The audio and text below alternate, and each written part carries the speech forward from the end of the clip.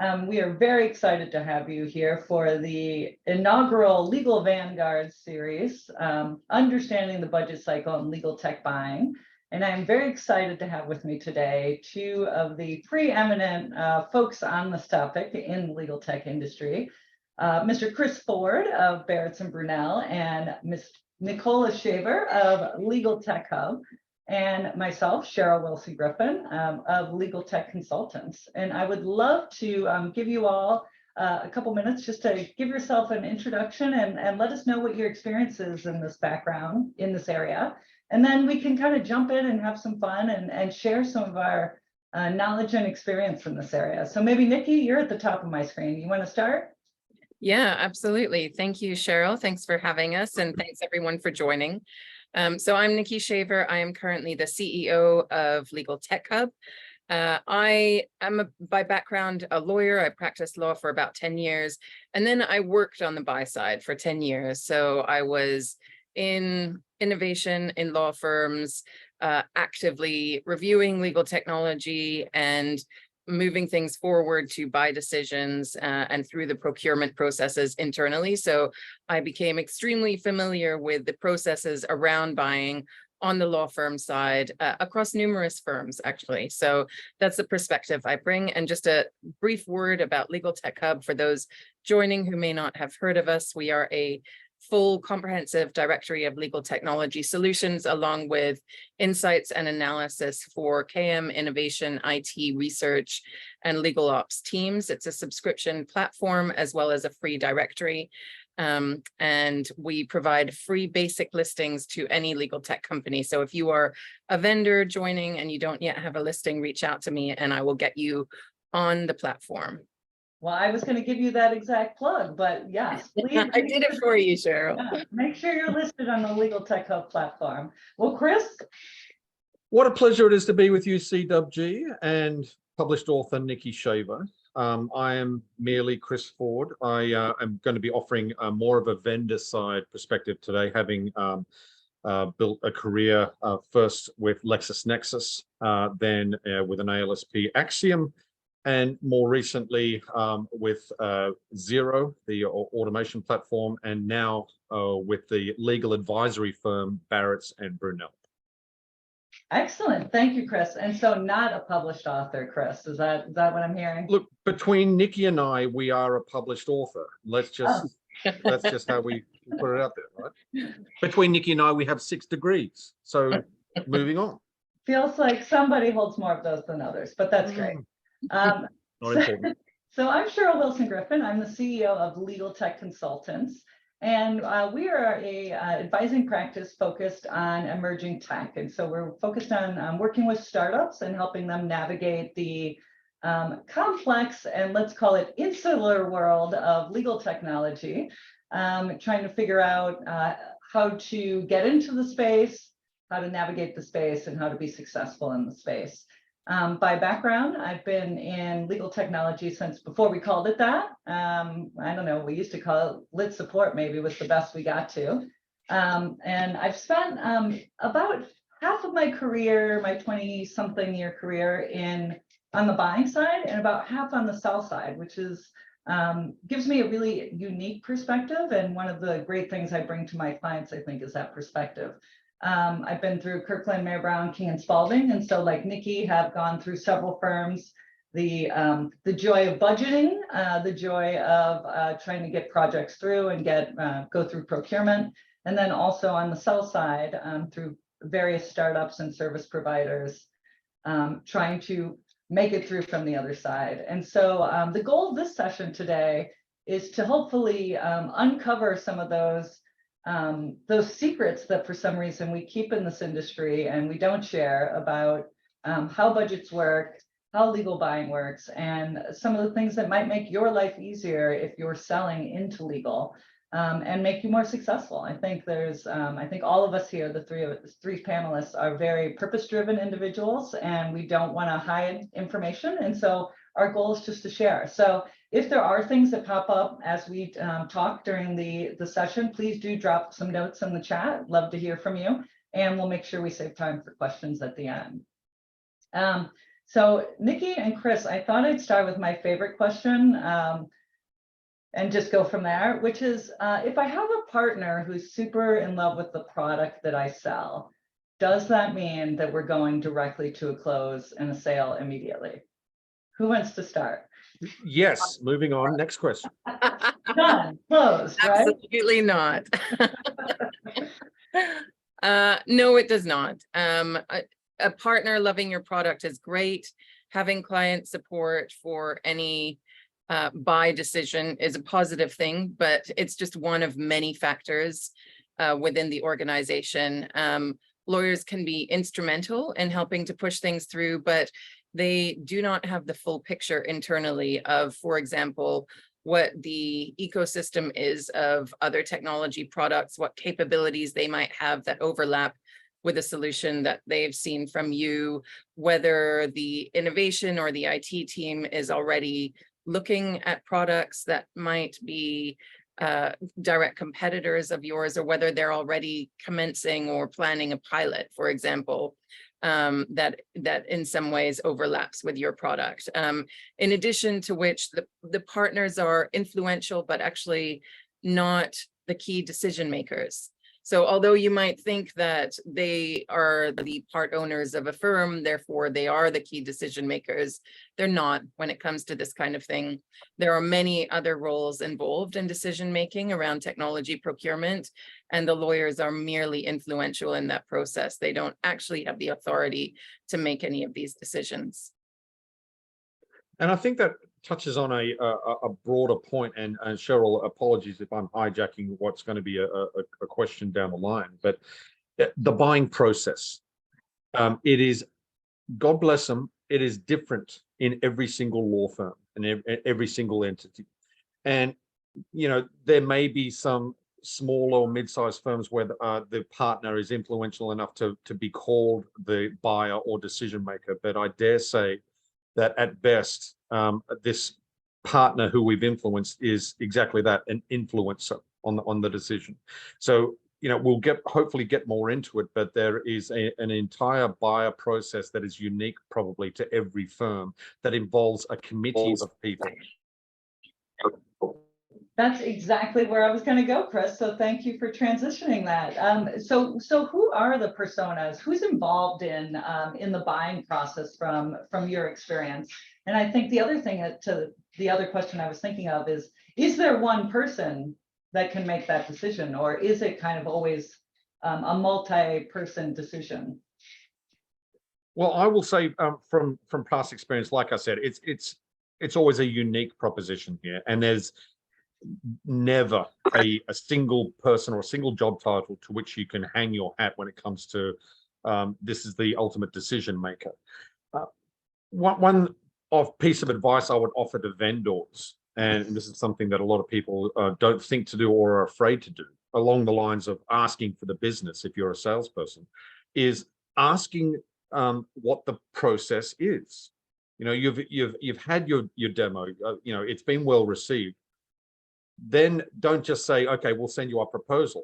Don't be afraid to ask, okay, what is the internal process that this firm engages in until we are ultimately rolled out and implemented and the contract is signed?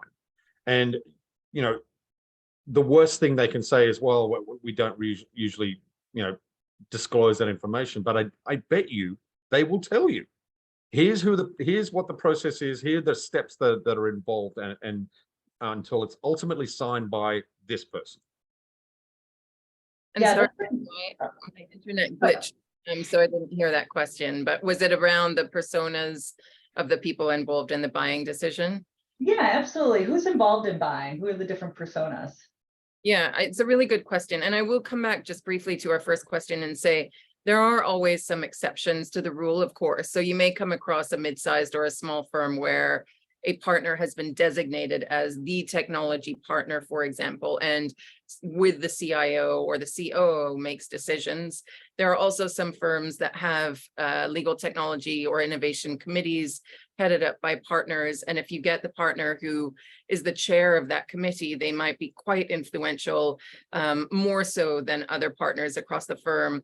And every now and then you might get one partner who feels so strongly about something that they go to the mattresses on that particular point around your product and push it through. But that is exceptionally rare. You shouldn't rely on it. And the reason is the number of people in a larger firm that are involved in the buy process include certainly, if innovation and KM is separate, it could be KM lawyer, for example, for a practice area, the practicing lawyers within that area that are affected by the use case or the problem that your product solves, the innovation team, an innovation manager or director, the chief innovation and knowledge officer, if there is such a role, the CIO, so usually IT is involved as well. Budget decision making might be made at the top of, and I know we'll talk about this in a little bit, but might be made by the head of KM on innovation, or by the CIO, or by the COO or the executive director of the firm. And any significant buy decisions usually have to be run up the flagpole to the executive director or the COO, especially if they're significant purchases. And sometimes that's the case, even if something has initially been carved out in the budget at the beginning of the year. In addition to those personas, you also have security, so InfoSec. In some firms, there is also involvement from the general counsel's office, depending on the type of product. And then there is occasionally an entirely separate contract review team that also gets involved and can substantially hold things up if they are wedded to certain things being in contracts, to their own paper, for example. So that's how significant a team is involved in the buy process. Many, many different stakeholders, each of whom have slightly different interests. Some of whom will be advocates for you, some of whom may actively work against the buy decision. And let's not forget the added wrinkle in large law, especially of job titles that don't fit neatly into those buckets. You know, we're talking job titles with client value in it, or practice management and those sort of things. So, you know, don't just look for the chief innovation and knowledge officer or the CIO or CTO. You've got to sort of expand your breadth a little bit. And coming back to what Chris said earlier, I think that's the reason why it is really beneficial if you have a relationship with someone at the firm to ask them, who are the key decision makers involved in this particular type of procurement? Yes. Is there somebody else I can also be speaking to help? Are there certain types of collateral that I can send to you now that will make it easier for stakeholders who get involved later in the process? And how about this? If you've established a rapport or a decent relationship, or even a beachhead with, say, you know, someone in innovation, not only ask who do I need to influence here to get this, you know, up the flagpole, but how? I mean, what's the best way to approach this person or these people? I mean, they might actually answer you and help you. Yeah, I think that's exactly right. And I think the other thing that influences too, in my experience, who gets involved is also how big the contract is, right? So to your point, Nikki, you know, at one of my firms, if it was over a certain threshold, the general counsel's office got involved. And as you can imagine, that person has a lot on their plate. And so it might be literally, we're totally done. We've made it through InfoSec, everything else is cleared. And that could add 60 days to just, you know, the back and forth because that person's busy.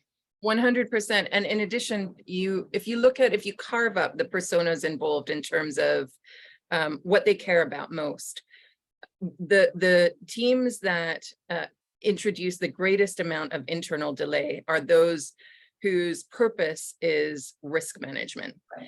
So if you introduce the general counsel's office, that's another area that cares deeply about liability and risk that you're adding to the already conservative approach of InfoSec and contract review. So ideally, you don't get the third party involved that also cares about risk.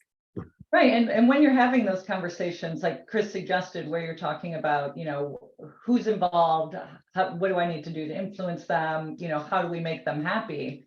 there may be conversations to be had about, are there certain thresholds that we want to try to stay below, right? So a lot of times if you do build that rapport and the person on the other, on the buy side is, the innovation person or whomever you're working with is happy and wants the thing that you're selling, they'll work with you and they'll tell you like, well, if it were just 90,000 instead of 110,000, it wouldn't have to go to general counsel review, right? And then maybe there are things you can do to get creative on your side to get below that threshold to prevent having to go to that extra risk layer. Exactly, which is not necessarily a discount. It could Right. also be a different way of splitting up the way that payments are made or when the invoices are sent. Yeah, it definitely doesn't need to be a discount. It's just getting creative with how you structure it. Right. I think the other thing, going back to the idea of, putting too much weight on a single partner, I thought I'd share the story I shared with you all yesterday when we were prepping. I was working at a firm and I got referred a really cool product a couple of years ago. And the nice woman who was very brilliant, I think Harvard or Yale grad, came and said, oh, well, so-and-so, this high-powered partner said, he's very interested in the product. He loves it. He wants it. He must have it. And I said, great, cool. Like, let's get this started. And so we went through it and I was like, wow, this is a cool product. Let me start working on the process and kind of getting the right stakeholders involved and the right folks involved. She's like, no, like he already said. So it's like, okay, well, great. Yeah. I'm gonna just keep going and do what I'm supposed to be doing. And she went back to him and started pestering him and kind of said like, well, you said like, let's do this, because she was so new and just kind of thought, well, that was it. And she pestered him to the point where he ghosted her. And in the end, that deal didn't happen. And for that reason, just, because she didn't kind of work through the process. And so I would encourage you to, keep all the lines of communication open. There's no reason to pester anyone, but there's also no reason to abandon anyone, right? Everyone can be your friend and everyone can support you on that journey. So I'd encourage that as well. And I have a couple of stories to share, Cheryl, because I think stories are useful in respect. One is of another vendor who demoed a product in front of a number of partners and lawyers, and they all really liked it. It then came time to connect the dots and bring it to innovation and IT. And in fact, the product had enormous overlap with deep products that were ingrained within the systems of the firm that would take, honestly, years from a licensing perspective to get out of, and then a very significant reviews to decide whether this product was the right thing to replace it. And of course, the lawyers didn't appreciate that. So it can seem very misleading from the vendor perspective unless you are connecting those dots and speaking to all of the right people internally. The second story I have is one where the chair of a practice group had a strong relationship with a particular vendor and pushed for it incredibly hard internally in circumstances where the innovation team was already piloting a product that was competitive and did the same thing, with the end result being that the firm had to bring on both products. And of course, the one that was supported by the chair of the practice group did very poorly because it did not meet the internal requirements that the team had very carefully selected as a result of the needs of lawyers across the firm in vetting products in the lead up to a pilot. And the end result was churn, which is also not ideal from a vendor perspective. To bring on a new customer is great. If they leave in less than a year because it's just not being used, that's also not ideal. Absolutely. So how about incentives? I think, in my experience, I've been offered lots of incentives over the year, and most of the time I've not been able to take advantage of them. Have you, either Chris, you offering, or Nikki, you receiving, had incentives you could take advantage of, or that we're taking advantage of, or incentives that just aren't usually very effective? If I could digress for a second, this may resonate with the vendors who are on the call, but how often have we done a really good demo? It's been really well received by the client. They say, yep, we recognize that this saves us time, or makes us more money, or reduces non-billable tasks, or automates low-value tasks, and you and your CEO or your sales director walk out and go, and they say to you, "Yep, we want it, we need it, and we're going to get it," and you walk out going, "Terrific, let's report to the CEO," or the CEO's right there and he says, "Awesome," and then a month goes past and the CEO says, "Why haven't they signed yet?" And it's getting back to that, because we are in the queue, we are in the process. It has to go through these various steps. And the CEO, the sales director says, "How do we jump that queue?" And that's the $64 million question, right? And a lot of the time, we can't. But there are certain things we can do to at least get ourselves to the top of mind, or to incentivize them. If we're going to talk about, look, if you sign by, before the end of the quarter, we will knock some sort of price off, in my experience, hasn't worked. If we are going to potentially incentivize people with a free trial, where we are going to, send the message that we have enough faith that you're going to love this product, and it's going to be taken up by all your timekeepers, and it's going to genuinely have an impact straight away, take it for free. And at the end of 3 months, if you want it, keep it and pay for it. If not, don't. All right. We've got enough faith in our product, and maybe that might move the needle. Nikki's been on the other side, and she might be able to offer this, but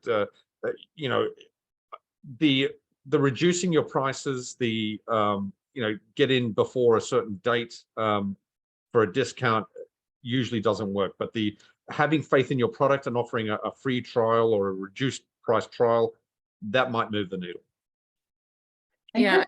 well, and Nikki, you can answer this too. When we're talking about a free trial, I think one of the things, and be interested in your guys' thoughts on this, is there's kind of the free trial where the person is committed nothing up front in the sense of paperwork or effort. And then there's a free trial where perhaps you're contractually obligated if you continue, you've already done the contract work, right? So maybe it's a free trial that goes into a full contract. So any thoughts on the kind of setting that up and success rates or ideas there?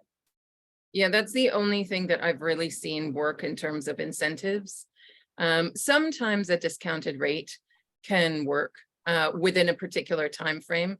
That certainly can put pressure on the innovation and KM teams internally to ensure that procurement works as quickly as possible. But unfortunately, it doesn't have the effect of removing internal hurdles.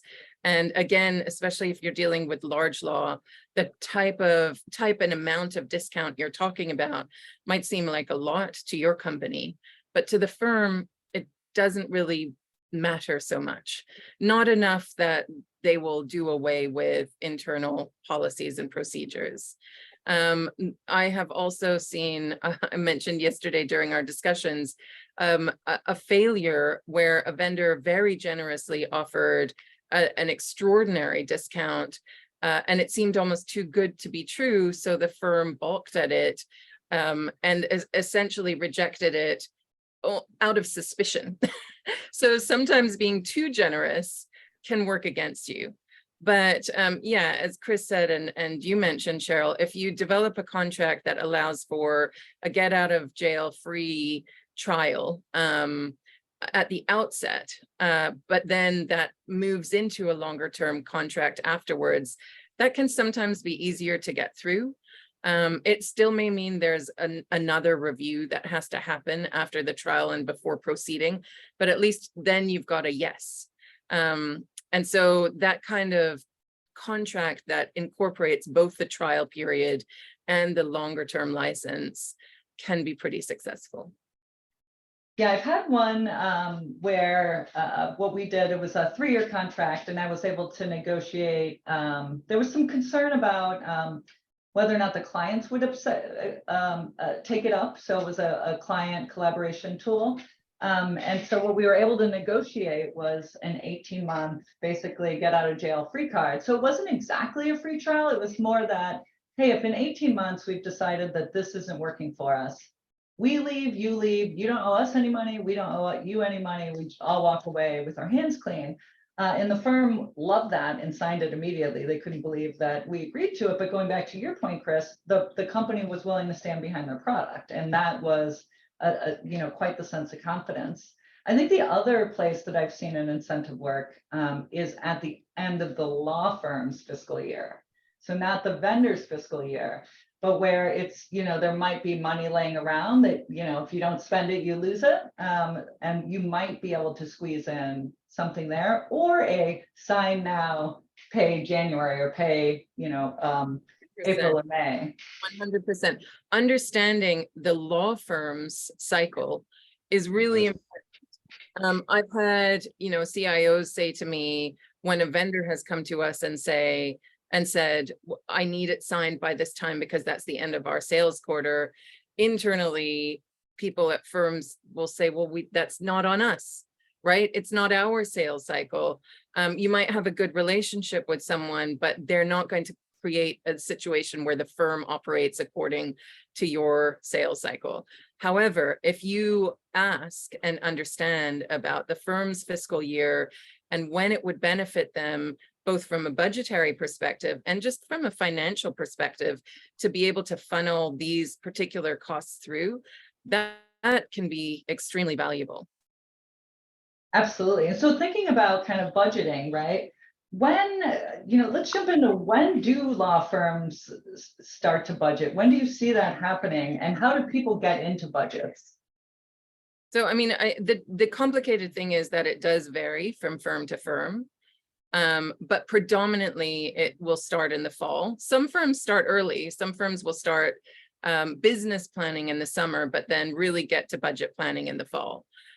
So if you want to make sure that you are in the budget for the following year, you should be speaking to law firms in, I would say, September at the latest, to make sure that you're in the budgets. Nikki, will law firms tell vendors when this process is started? Like, can you ask the question, when is a good time to get in front of you guys? Absolutely. And you should be asking that question, especially if you have a good relationship. Whoever your contact is internally will usually be willing to share that information with you. Absolutely. Yeah. And I think in my experience, I think 2 of the 3 firms actually started, like you said, we started the planning I would call it, what I would say is the director level. We would start creating our wish list in the summer that we would have to submit to like the C level, but the C level would get their planning done in September. But for me, as at the director level, I would lose my ability to submit anything else by August, let's say, right? Because then they would go into September. So if you're trying to get into my budget, right, summer is, you want to at least have some first conversations in summertime. But like you said, ask the question, because if your fiscal year is off too, that could mean that you're budgeting, if you're not on the calendar year.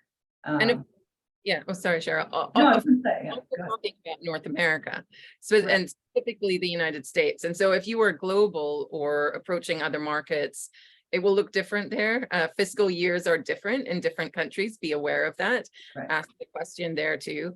And I think it's a good point, Cheryl, about different levels of the organization are planning at different times of the year.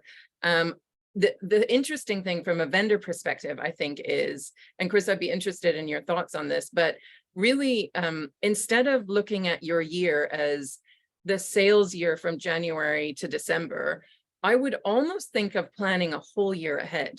So in March of this year, you have your list of potential customers for the following year, and you're engaging in discussions with them to set them up so that they are aware of you, interested in you, and can put you into the budget for the following year, this year. And if you're doing that, obviously that's painful to think about if you're starting out and you really want to get sales under your belt now, but it will set you up for a successful year the following year, and then you can continue to plan like that. Chris, have you seen any vendors that approach planning in that way? They should. Look, we've chosen to be in the legal industry as vendors or as buyers. And the hard truth is the sales cycle is long. All right. There is very little low-hanging fruit. I've heard vendors, CEOs or whatnot say, look, how about we just go after some small and mid-sized firms because that'll be a shorter buying cycle, right? No, because they don't have the internal resources to be able to, thoroughly vet and test and then implement whatever. It's a double-edged sword. The smaller you go, the fewer resources they have. The larger you go, the bigger the queue for resources for tech solutions are. So, it is absolutely necessary when we are all facing buying cycles of 12 plus months. In certain cases, 12 months would be a dream to plan well ahead and start planting those seeds. And I won't jump ahead too much, but one of the piece of advice I'll have is around making sure that you spread your seed. No, plant more seeds. Sorry. Yeah, I lasted 33 minutes until I said something inappropriate. That's pretty good for you. I mean, A+. Well, I think that's a really great transition, I think, too, to think about who you're targeting, right? So I think, one of the ways, and going back to kind of merging both of your 2 points, the way I've tried to think about things when I've been on the sell side is when I'm looking at large law, I usually think of that as I'm approaching them in between Legal Week and ILTACON. So February to August is kind of when I'm hot on those folks' tail, right?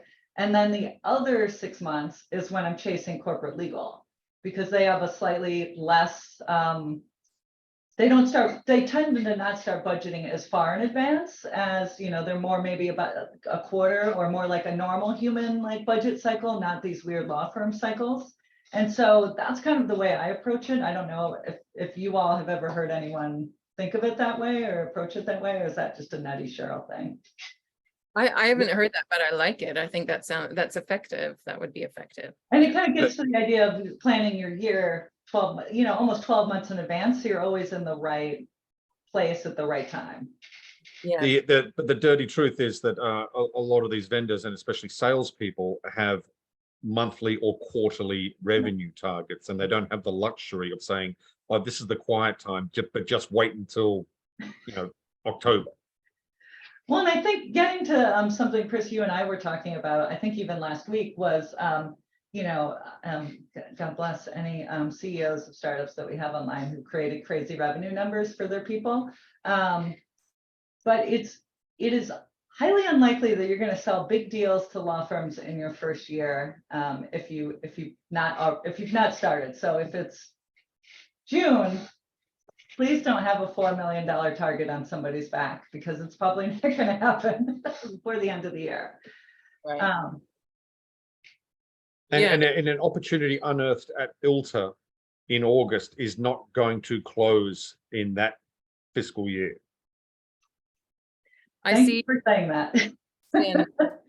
Ryan Kennedy, with how fast tech is advancing, is the long sales cycle feasible to plan ahead? A year is a long time in this environment. Ryan, that's true in terms of the way that the tech is moving. Unfortunately, that hasn't had an impact on how quickly law firms are operating. Right. I will say that there is pressure from lawyers and from the way that tech is advancing for law firms to jump in on the advanced AI technology in the market. But the way that law firms are responding to that predominantly is by experimenting currently with foundational models or a number of different legal verticalized models internally. A few have made some rapid, significant investments, but they are in the very small minority.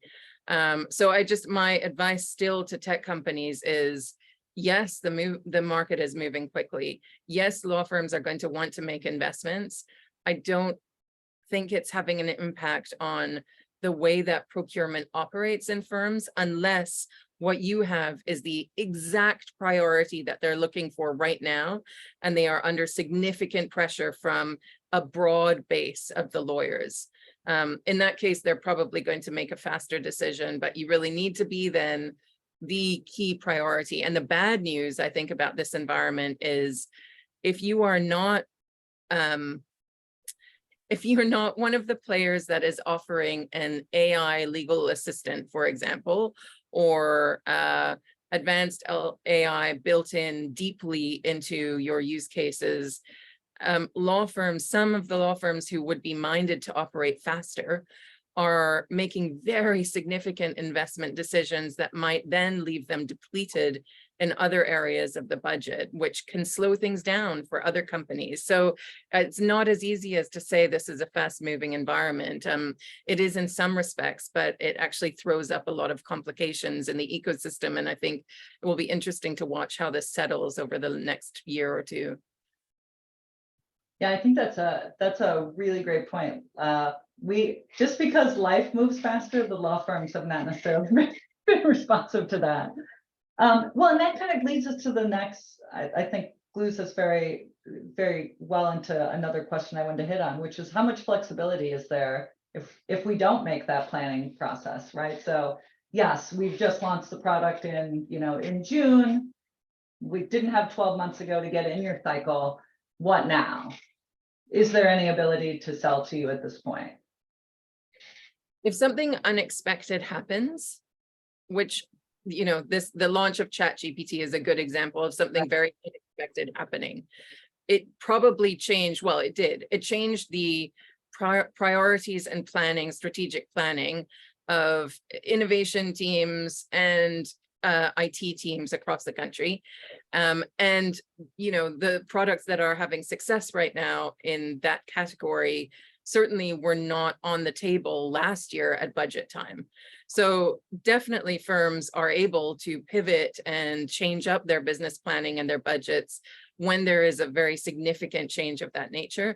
And that it doesn't have to be a change in the technology available. It can also be something happens internally. For example, a particular practice becomes critical during COVID, or the pandemic happens and suddenly collaboration remotely is the most important thing.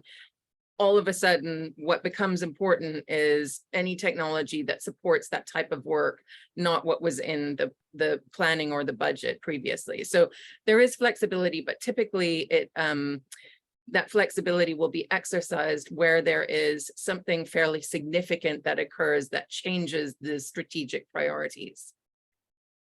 And then what about wiggle room, I guess, is what the other thing, kind of the land and expand concept. So if you're not in the budget, is there flexibility for smaller contracts sometimes? Can you get in with a $20,000, maybe a small pilot contract that maybe in the second year you'll be able to expand to something more significant? Yeah, and I love that, the land and expand. Yes. In many firms there is. 20,000 is still fairly significant. Right, yeah. As I've mentioned before, firms are often penny poor, pound rich. So they might squabble over amounts that you would think are ludicrous to squabble over. And I will say, as a vendor myself now with Legal Tech Hub, it's been surprising to me how much some firms will squabble over extremely low value contracts or still will not have room in the budget, even for something that you would think was eminently affordable. But for many firms, yeah, if it's something small and it's seen as really valuable, and it's something that was not on their radar before, there is room. So land and expand is a viable strategic option, I think, in some cases. Chris, have you seen that work ever? I have, yeah, especially when you're able to offer heavily discounted or free pilots to get in. And again, harping on that same message, where we may be new, but we have enough faith in our product that you're going to love it, that at the end of this 3, 6, 12-month trial, you're going to want to pay for it. And you're going to come up against a lot of law firms that say, we don't know you, we don't know if you're going to be around in 12 months. One of the dangers in the legal tech industry. So say, look, okay, let's remove the risk. Don't pay us anything. We know we're going to be around. We know you're going to love it. Let's do it for minimal cost or nothing. The other type of land and expand, of course, is targeting one practice area or one group of lawyers first. Yes. And that can work very well. I mean, it's often the approach that I would recommend anyway. That it's effectively a pilot and it allows you to show value and success and then build. But that can work well, especially where you have a product that really solves a problem for a particular practice and where that practice is under pressure in the current market. Or another good example of that is for compliance, where some of the regulatory bodies will make a decision all of a sudden that their reporting has to be done through a particular technology form or using technology in some way, and firms are scrambling over themselves to figure out what the product is that can support their lawyers in that practice. So there are, I think, other land and expand options as well. Find out who's on the innovation committee in the law firm. They're the sort of people that are naturally predisposed to trying something new and innovative. And you'll be surprised, a lot of firms, even in the mid-sized realm, have these innovation committees. And I mean, I also think this probably goes without saying, but if you're operational within a particular area of the law, knowing exactly what's happening in that area and being able to tie your value to changes in regulation or in law that make your product more valuable, that's an extremely strong selling point to a firm. And I think to that end too, and then Chris, I have a question for you. Know what's going on competitively with your competitors as well, right? So for instance, there's some changes going on with some of the DMS providers, right? So if you're in that space, you should be aware of those changes and be talking about how your product does or doesn't, compete or support those changes. Or just to throw one thing up, I mean, we got the information yesterday about, or this morning, about Litera stopping support of some of its products, especially in the compare space. If I had a compare product right now, I would be going hard because you all of a sudden have opportunity where perhaps you didn't have as much before. So yeah, keeping aware of market changes like that is critical. Yeah, and nothing stresses lawyers out like nothing makes lawyers want to buy like fear. I've always been a proponent of that. Fear is their main motivator. I mean, precedent is what makes them do things, but fear is what makes them move. So Chris, I'd like to leave a couple minutes for Q&A, but so you're at a startup, you're at an emerging tech firm, and your pipelines may be stalled. What advice do you have? What do you do to help move things forward? Yeah, great question. And look, one of the biggest pieces of advice I'd offer, and I would be wary of burning too many calories on existing opportunities. And what I mean is, your CEO keeps asking you about that aforementioned wildly successful demo. Why haven't they signed yet? And I'll bang that same drum that I've banged before about the process. Don't pester the people. There is a process. There is an internal champion potentially in the innovation space, maybe doing the job of getting it through the process. Don't pester them with, hey, just wanted to touch base and see where we're at with that. If you've got a piece of information that is going to help help them professionally, send it. I wonder if you've seen this article that relates to you. There's a webinar hosted by Cheryl that is going to be fantastic for you guys that you need to, or Legal Tech Hub. That's the sort of pestering that's going to work. But don't try and shove something down the sales pipeline. Instead, and I alluded to it before, go wider, add more to that pipeline. If you've got a couple of opportunities with some firms, look at similar firms. Don't be afraid to look at firms that are in a similar demographic or in a similar practice area, similar size, and go and find out, if there's an opportunity there. Go wider so that you've given yourself the best chance to succeed, and don't rely on these, relatively narrow set of opportunities that are already in the pipeline. That's where to burn your calories, adding more. Yeah, I think I read somewhere that it's, the numbers vary widely, but it's something like 5% of opportunities close. So if you don't widen the top of your pipeline, all you're doing is punching yourself in the face, basically. Excellent. All right. So I would love to open up things for conversation, for some questions. And I see, Ryan, that you have a question that we have not answered, but I don't entirely understand it. So if you're open to it, I'd love to allow you to talk, which there's a button that says allow you to talk. I feel very uncomfortable about that. But I'd love to ask you to ask that question if you're open to it. Sure. Yeah, I was just thinking a lot of companies, like you were saying, even with Latera, like dropping support for certain products and everything. If you're already invested in something, what is your process for kind of, like I was talking about, just kind of streamlining, hey, we need to get something to replace what we have. Usually that's a little bit easier, but at the same time, you still have to go through all the internal processes that take some time. So I was just going to see if you had any tips or tricks on working with that kind of situation.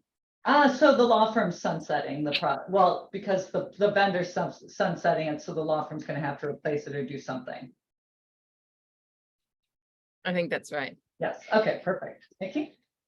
So that's a really good question. I mean, normally vendors would let the firms know ahead of time, the sunset date for this product is coming up in X number of months. And the firm will then act on that to make sure that they get something in the door around the time of that date, either before or, ideally before. That will certainly help make a law firm move faster. They don't necessarily act as quickly on that as they should, and sometimes find themselves scrambling at the last minute, I can say.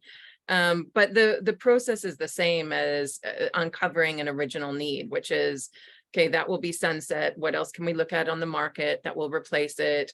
Are there additional requirements now, given we're looking at this now than when we did the first time around, that we should add, that we should be looking at, and then going to market. But as I mentioned with that situation with Latera, I do think it's an optimal time if you as a vendor know that there is another product undergoing changes that will have an impact on customer firms, approaching those firms at the time to say, hey, I know, for example, this company is no longer offering X on-prem, we still do. If that's still something that is of interest to you, here's how we can support you in transitioning.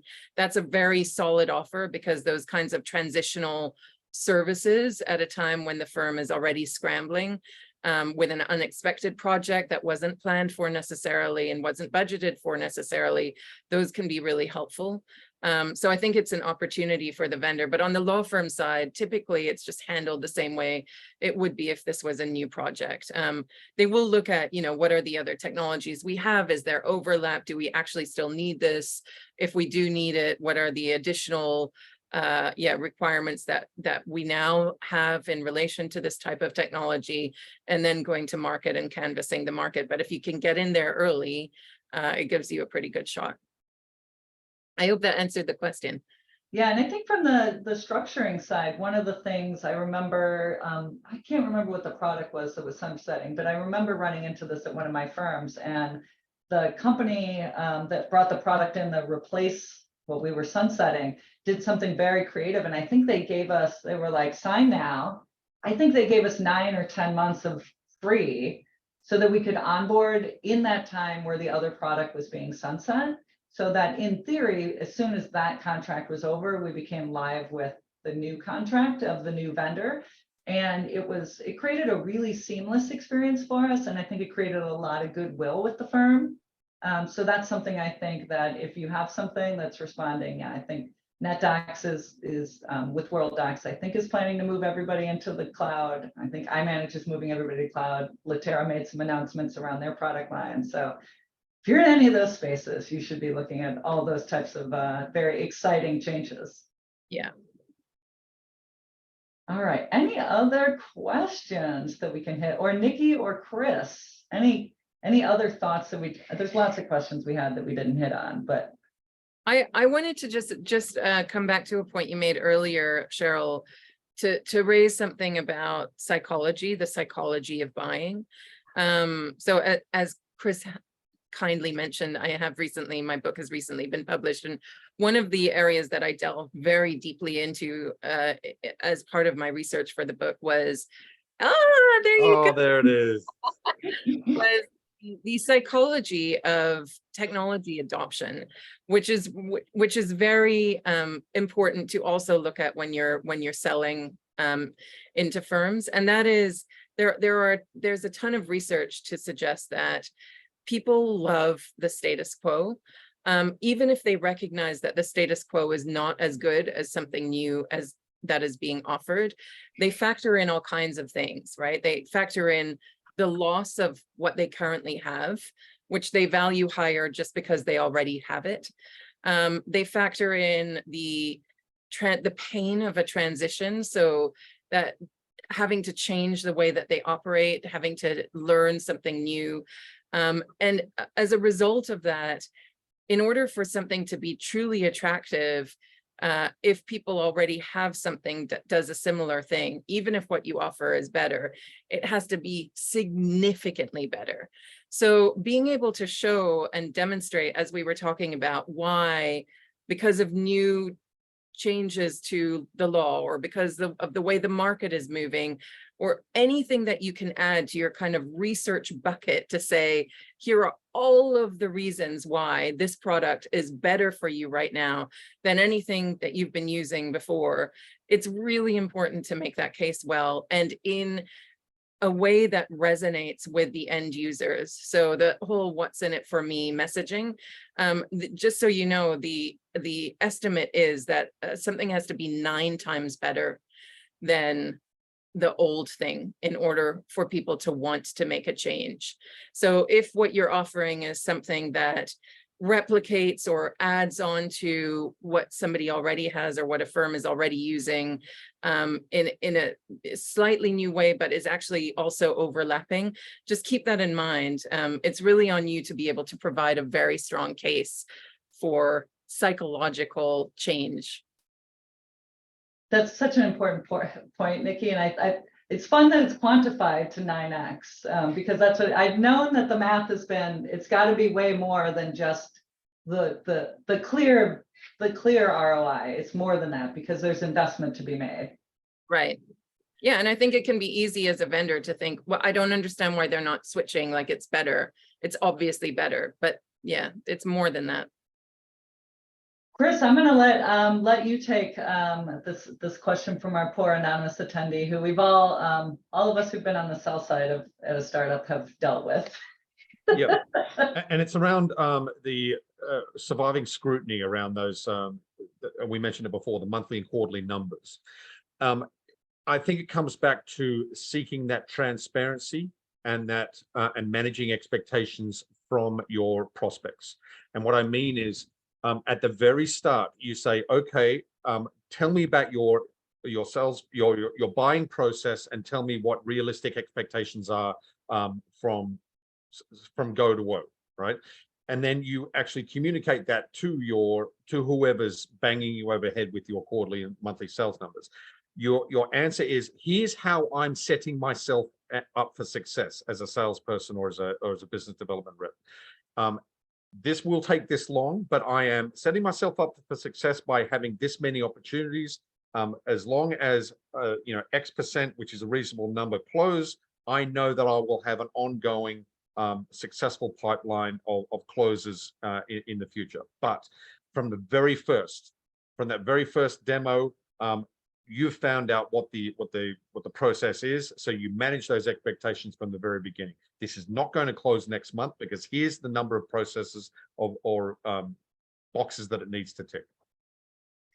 Yeah, and it's funny. I have a board member in the other room, my husband, as I'm now running my own business, and he's like, "How many conversations have you had with this prospect?" And I'm like, "Look, it's 3 calls. It's a 47-day close cycle, honey.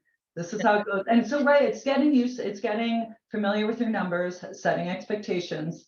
And then I think the other thing is, is getting creative, right? So where you're perhaps not getting the leads in the traditional way that you might be thinking of them. So like, okay, I've already talked to every single person in this category that I think is an appropriate target. Are you thinking about the characteristics in two of those targets in too stringent of a way, right? So if you're targeting, let's say, large law, is it really that you're actually looking for law firms that use this product and have this many lawyers and actually have this other characteristic? So I would encourage you to get kind of more creative and thinking about what's the thing that makes these certain prospects really great targets for you. We have one more question, and I think we might have time to get it in. Is it common for a firm's client to motivate, speed up innovation, or adopt certain technology to remain competitive? I love this. The fear factor, yes. So that's what people, we keep saying that. We keep saying clients are demanding, clients are demanding. The reality, sadly, is that in most cases, clients are not demanding that their firms be innovative, except in RFPs, where it is now par for the course that firms are required to indicate how they are being innovative, what technology they're using in delivering services.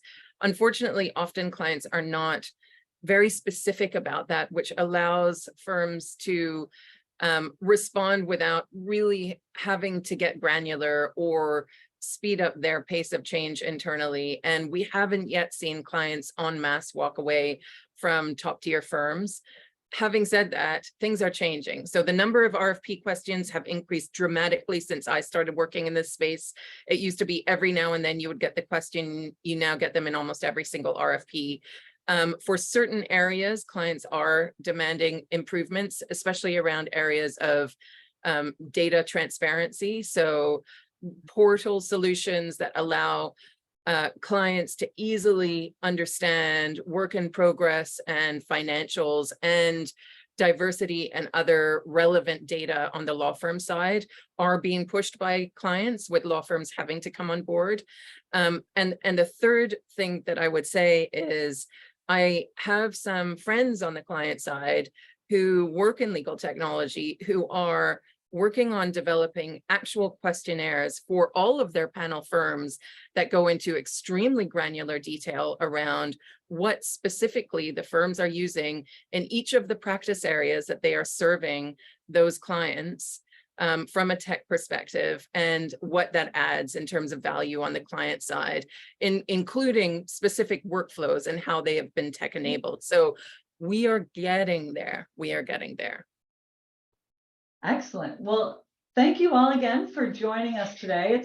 We've landed right on time, a good 57-minute sprint. So thank you all. And thank you to our panelists, Nikki Shaver and Chris Ford again. You can find Nikki at Legal Tech Hub, Chris at Barrett's and Brunel, and myself at legaltechconsultants.com. Please feel free to reach out, connect with us all on LinkedIn, and keep this community alive. Thank you again. Thanks, Cheryl. Thanks, Cheryl. All right. Thank you all.